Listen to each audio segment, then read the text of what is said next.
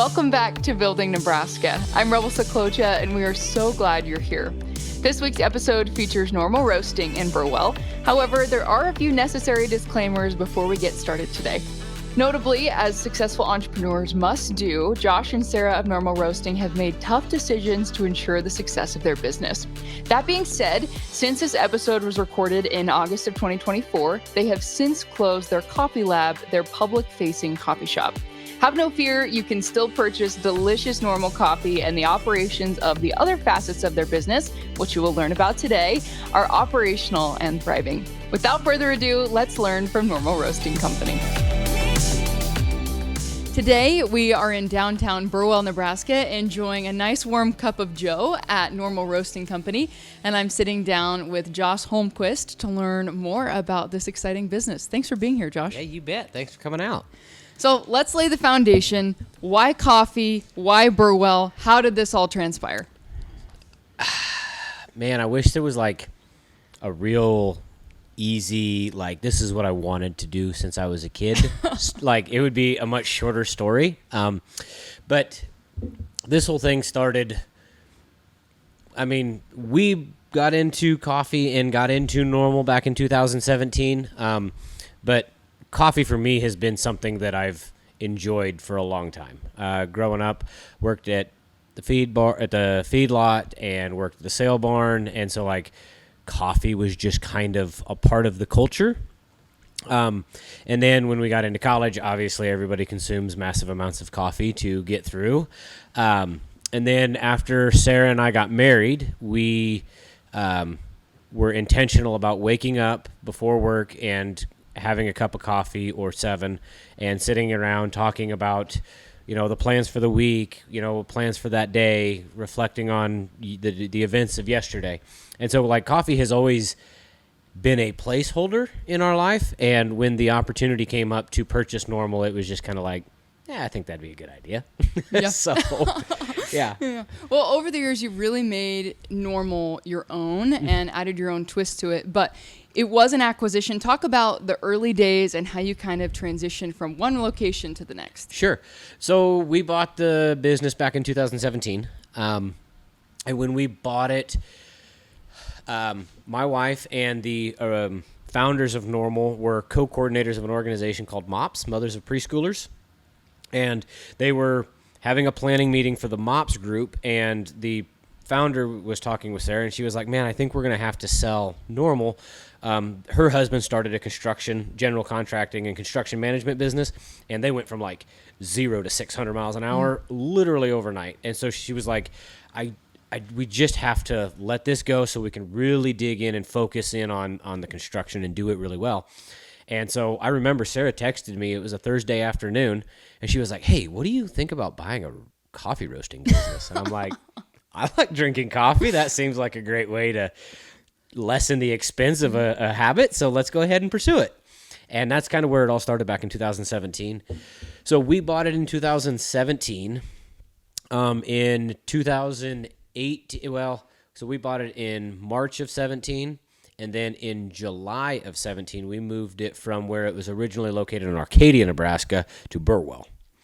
Like we were talking, we sat down, Sara and I did, and we sat down and penciled it all out. And I'm like, man, by the time we pay for fuel and wear and tear on the vehicle and all of this childcare, like we could be making a payment in town, and then we'd have a building, to show for it. So that's where we moved it to Burwell. So we moved it to Burwell in July of 17. In 2018, we ended up doing a rebrand, and we came up with a new logo. We did Sara completely rebuilt our website. And once we had a website where people can order, because in 2017, it was a handful of wholesale accounts, and they would just text us if they needed a coffee order that week. If friends and family wanted it, it would be people calling or texting, and then us writing it down on a piece of paper and then trying to track that piece of paper down before we left for Arcadia. And so it was like, it worked really well for what it was, but we just had a vision for what could be. And when we built out, Sara built out our website, that's when we really started to gain some traction. Because the internet is incredible. Like anybody from anywhere can find you. And if they have a credit card and they have a shipping address, like they can give you money. And it's like, holy cow. And so when we did the website build out in 18, that's when we really started to see some pretty substantial growth. In 2019, we started searching for and investigating funding opportunities for opening a coffee shop. And we got approved at the end of 19, and then we ended up opening our coffee lab in 2020 in July, actually the week before rodeo. So my poor baristas just kind of got tossed to the wolves on that deal, but we didn't have anybody quit. We learned a lot. It was pretty wild, but it was a good time. And then, we've just been going ever since. And then last year, August of 23, we opened the tech division arm of Normal Roasting Company. So I sell and service coffee equipment. Wow. So, yeah. Yeah. Well, I have personally witnessed the chaos that is Burwell Rodeo Week, so I do have empathy for your baristas, but that had to be really a trial by fire experience. Well, we say, like, if you can handle the stress of Rodeo Week, like, the rest of the year's PUD. Piece of cake. So, yeah, if you can do Rodeo Week, you can handle anything. Oh, gosh. So, well, you started as an avid coffee drinker, but now you're a coffee aficionado. You know everything there is to know, it seems. So how did you really grow that knowledge base to be able to roast coffee on such a large scale? So I'm going to share a very closely guarded secret. For all small business owners wanting to get into anything, YouTube. Full transparency. Before Sarah and I signed paperwork on Normal Roasting Company and the purchase agreement, we took a long weekend down in Kearney. We got a hotel room and we just locked ourselves in the hotel room and we just talked about and dreamed and thought and asked the questions of, like, what if and what can this be? And then we watched hours of latte art videos, which has nothing to do with coffee roasting, but it was a lot of fun. No, a lot of our insights and things have come from a number of different locations. So in 2017, when we were moving from Arcadia to Burwell, Sarah signed up for an SCA class, or Specialty Coffee Association, which is kind of like the overarching body of the specialty coffee world. They put on training courses and that sort of thing, and she signed up for a 4-day roasting class, and so she went out there and participated in the introduction to roasting coffee, and that's where she gained a really solid foundation. And then she brought that information back, and then from there it's just coffee events and other people in the coffee industry, networking a lot, just with like anything. But yeah, it's been quite a wild ride. There's a lot to coffee that I didn't recognize. Yeah, learning as you go, yes, for sure. Yeah. Before you were presented with the opportunity to purchase Normal, did you have any interest in entrepreneurship prior to that point? So yes, I have personally always dreamed about being an entrepreneur. My grandfather ran the Burwell Pharmacy for like 50 years in Burwell. My dad owns and operates Burwell Family Practice Clinic here in Burwell. And my great-grandfather was a grocery store owner in Bertrand, Nebraska. And so I'm fourth generation small business owner. So like even in high school, I always dreamed of coming back and doing small business. Somehow, I didn't know what that actually was called. I just knew that I wanted to own my own business. And so when I graduated high school, I went to Northeast Community College to be an electrician. Spent 3 years in a community college. Yes, I did get 2 degrees, so it wasn't all for naught. So I got my electro construction degree up there, and then I also got my electromechanical. So essentially, the first degree was like residential and commercial wiring. The second degree was like maintenance and service in like factories type settings.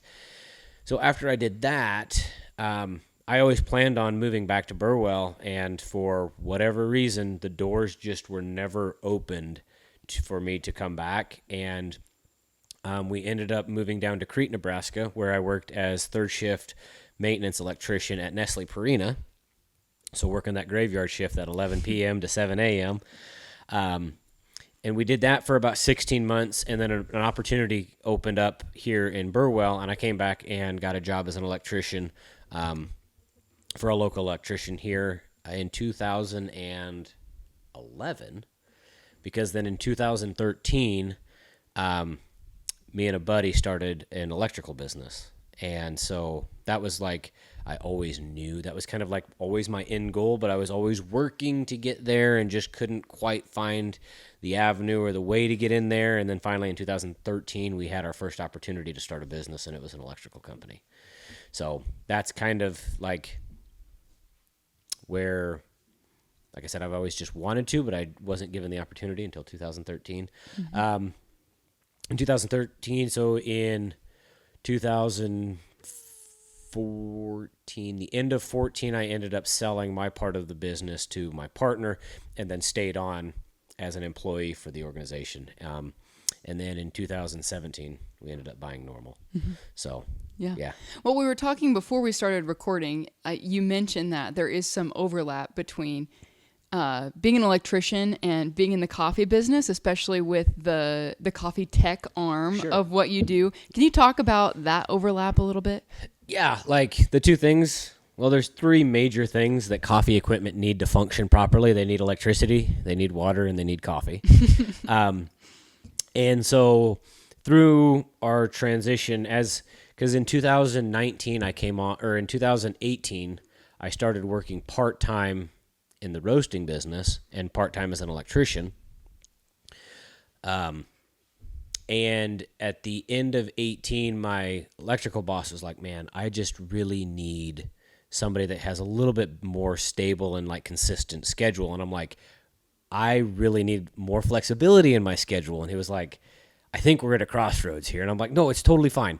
And so we split ways, and I actually ended up working part-time as a plumber starting in 2018. And so I worked part-time as a plumber, which unbeknownst to me, I was not doing any of this with intention. I was just going along trying to make money and support my family and make this thing work. So then I started working as a part-time plumber until we opened up the coffee lab in 20. Well, through that time, I gained a whole bunch of plumbing knowledge, like so much. And in 2023, in August of 23 last year, we opened up the tech side, which, like I said, you need coffee, power, and water. Well, I just happen to have a background in all three of those areas. So it was kind of like well, man, why didn't we pursue this sooner? Like, this just seems like the next general, like, right step. The other thing about coffee technicians is there are no coffee technicians that I am aware of, correct me if I'm wrong, but from Lincoln, Nebraska to Denver, Colorado, I am the only coffee technician in the state of Nebraska between Lincoln and Denver. So there's just a ton of country out here that's not being very well supported. And like, it's been a lot of fun having the opportunity to just get out into these other communities and meet these other coffee shop owners, and not only serve my wholesale customers that we serve as the roastering side, but also like working with coffee shops that don't serve our product, and that's totally fine. Like, there's plenty of market share out there for everybody. Normal Roasting Company doesn't have to serve everyone all the time. Mm-hmm. And so, like, getting out and talking with these other shop owners has been a lot of fun, to just get to see and hear their perspective and hear their trials and what they're up against and what their struggles are, but then also talk about, like, their wins, like what's going really good for you guys, and being able to bring that all back and implement that within our organization and with our wholesale partners. And then also sharing, with these coffee shops, like, man, we're really having this, like, this is a major pinch point. And I'm like, oh man, I have a coffee shop that was struggling with that same thing. Like, and this is what they did. Maybe you guys could implement it too. And they were like, oh my gosh, I never thought about that. Mm-hmm. And so, like, it's just been really fun, like, just elevating the entire coffee community as a whole. Because living in rural Nebraska, you are so far removed from the coffee industry as a whole. So like having those conversations with other coffee shop owners has been a lot of fun. Definitely. So, well, we're sitting next to thousands of pounds of coffee beans. It smells wonderful in here. Walk us through the sourcing process, Sure. how you get your coffee, and then kind of the life cycle of the coffee bean here at Normal Roasting. Sure. So we work with a coffee importer out of Kansas City. So we can call them up, and I like to talk about the way that we order coffee because that seems like a really interesting question. Like, how do you order your coffee? Well, there's a number of different ways that we can do it. When we're speaking with our importer, we can order. One way of ordering the coffee is based on flavor profile and cup. So if we know that we want just a very chocolatey, nutty, plain coffee, like a very like grandma's coffee. Not that that's bad, but just like what grandma would enjoy. We can order our coffee based on flavor profile. If we're collaborating with an outside organization and they do work in Africa, maybe we want to maybe the flavor profile isn't as important, but the region of the world that the coffee is coming from might be important. So then we might try to work on sourcing coffee from Africa. And then, so yeah, there's flavor profile or like regional, trying to figure out where in the world that we want it to come from, are the two major ways that we buy our coffee. So, if a country, like we're having problems getting coffee out of Ethiopia right now for a whole slew of reasons. So we won't be able to necessarily offer a single origin Ethiopian coffee. So in conversations with our importer, it's like, well, okay, the Ethiopian coffee had flavor notes of this. What other green coffee can we offer that obviously isn't from Ethiopia because we can't get any of it? What other origins or what other coffees do we have on hand that we have access to that will have similar flavor profiles, so the customers that enjoy drinking that coffee for that flavor profile can then transition into this other coffee, and while it won't be the same, it will be similar. And so just like navigating that space, because coffee is a world commodity, it's always wild and exciting because you just never know what country is in civil unrest or, what kind of shenanigans are happening in other governments. And so like, it's been really interesting just navigating that sort of thing. But lucky for us, we have a green importer that helps us do that. And so they will package all of our coffee up for us. So we call them, place an order. They will palletize all of the coffee. We can fit 10 bags to a pallet. We figure we average coffee bags weigh about 150 pounds a bag. And so they will put 10 bags to a pallet. So each pallet is someplace in the range of about 1,500-ish pounds.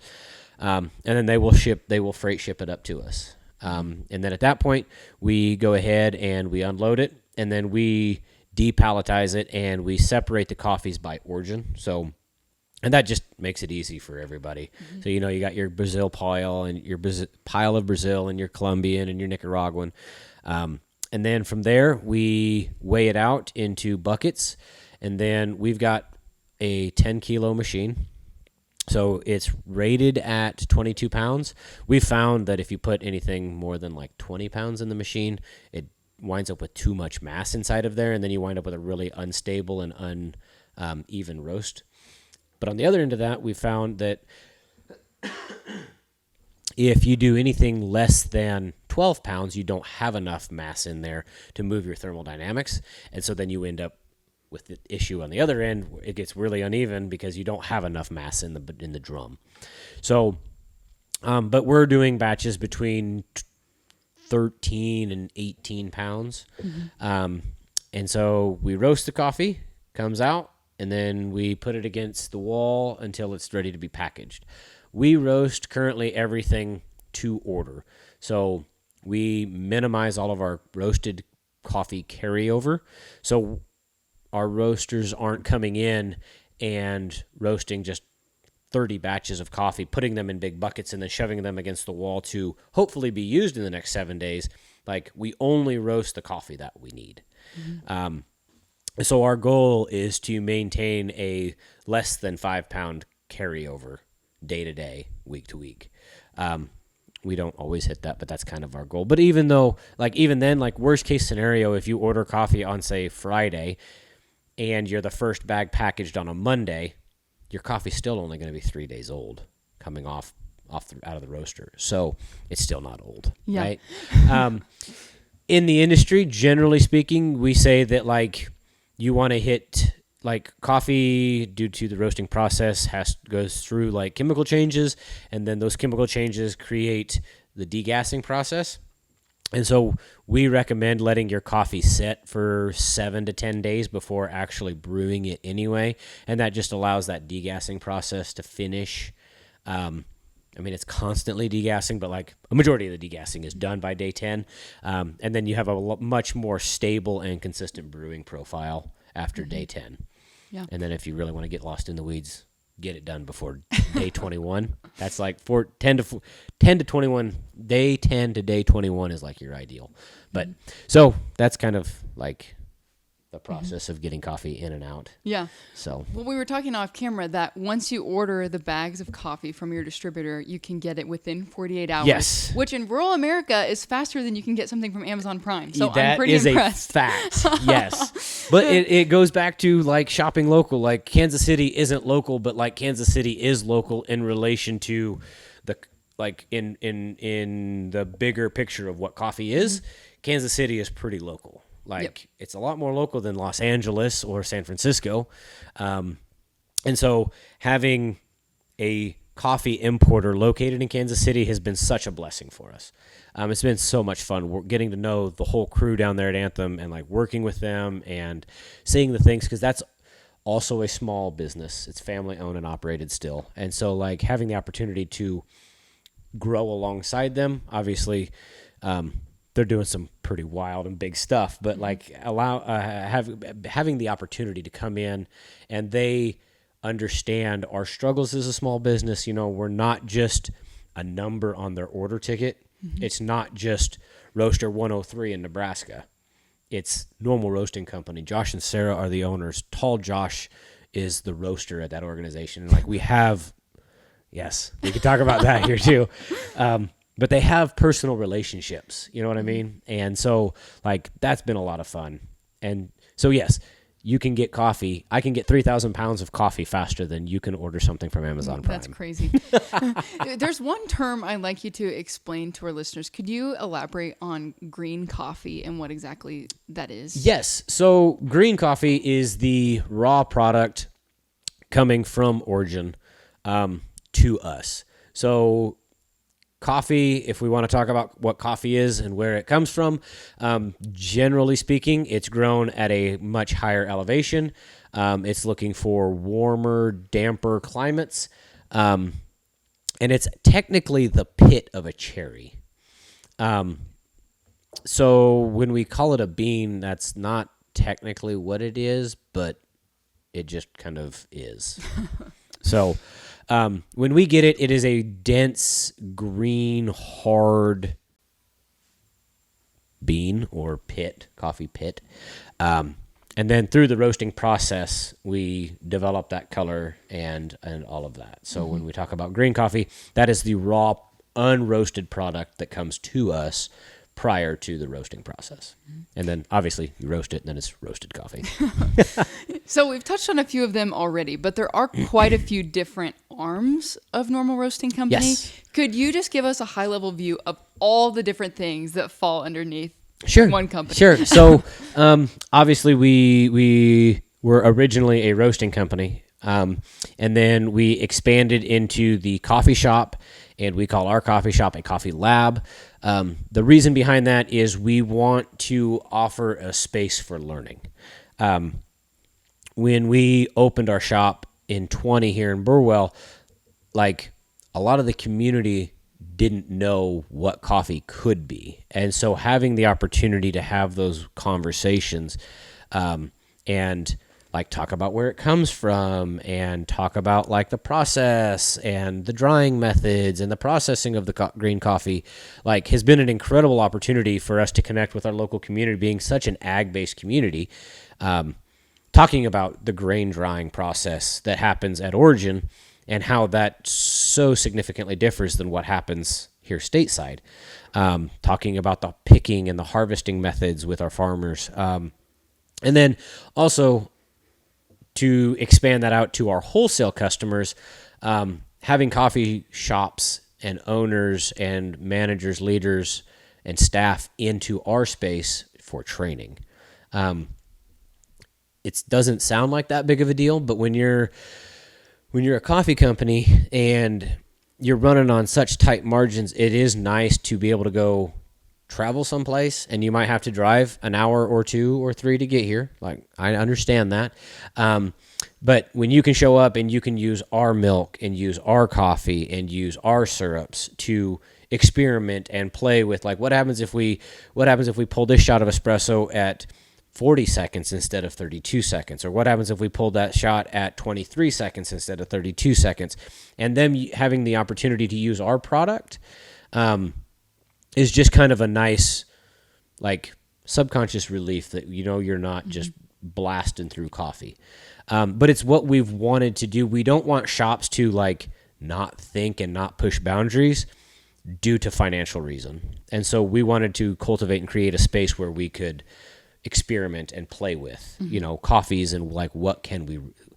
Sara and I always ask, like, what if? Like, what if we do this thing? What if we push the boundaries? What if we do coffee roasting in a town of 1,200 people in central Nebraska? And so doing the lab has just been a lot of fun, because then we can, like I said, we can have private trainings for our wholesale accounts, non-wholesale accounts. If a coffee shop calls us and is like, hey, I was on Instagram the other day and I saw this really weird coffee tool. Like, do you know anything about it? I'm like, no, but we can see what it costs and maybe look into it. And so, like, having them give us ideas, or, hey, like, I heard of this wild syrup when I was traveling. Have you guys ever heard of it, or do you know of anywhere to get it? Like, we can go out and buy a bottle of syrup, and then if it tastes bad, be like, well, I don't think you want to do that. But if it tastes good, it could be a really fun opportunity for some shops to, come out and try the syrup without spending any of their own money. And so, yeah, like, it's been a lot of fun having that lab space. We call it a lab just for the training and experimentation process of coffee and all of the excitement that can be of it. So very cool. Well, when we talk about entrepreneurship specifically, we partner with Angler to produce this podcast, and one of their big emphases, I don't know if that's a word, something they place emphasis on is purpose-driven entrepreneurship. What would you say the purpose behind Normal Roasting Company is? Creating connection over cups of coffee. Because Sara and I have such a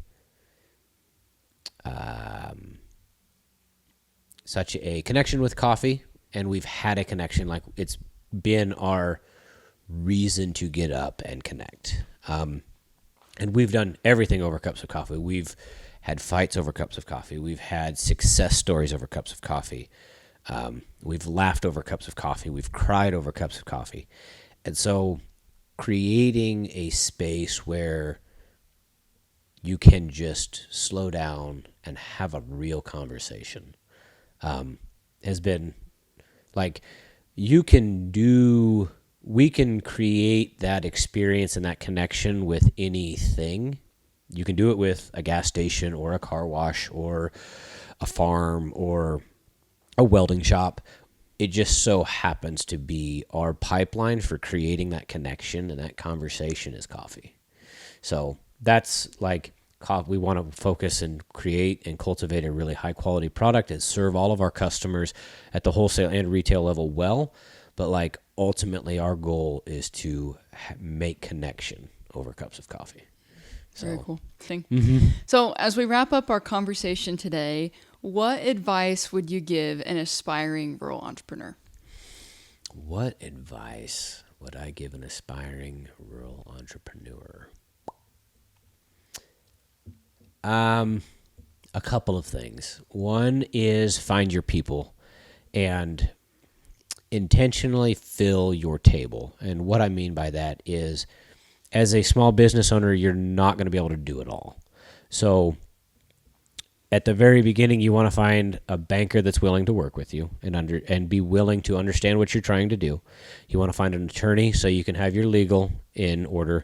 You want to find a good accountant that understands small business and understands your goals and is willing to grow with you. And then if you don't enjoy your bookkeeping, I would recommend finding a really good bookkeeper. Just because, like, I hate bookkeeping. I love looking at P&Ls and, like, reviewing them, but I hate doing it. So, like, surrounding yourself with the right professionals. Mm-hmm. And then on the next level under that is fill your leadership tables. Don't ask how I can do this. Ask who can I find to help me do this. And that has been a really big mind shift for Sara and I, going from part-time to full-time and just trying to navigate and lead all of these different things well. You just can't do it all by yourself. And so finding somebody that loves to roast coffee and is super excited about nerding out on if I take this extraction an extra 3 seconds, what does that do to my TDS and flavor profile and cup compared to like lowering that extraction time by 3 seconds, and how does it change? And then like getting super in the weeds and documenting all of that, and then being so excited about this that you go show somebody or you tell your wife about it who really doesn't care, but you're like, let's go. Like finding those people to help move your organization forward is like, that is so crucial. And so like surround your table with the right people is what I can say. Awesome. Well, Josh, we've covered a lot of ground today. Yes. Thank you so much for sitting down with us and sharing your story. Absolutely. Thank you. Once again, we are visiting with Josh Holmquist at Normal Roasting Company in Burwell, Nebraska, over a cup of coffee, no less.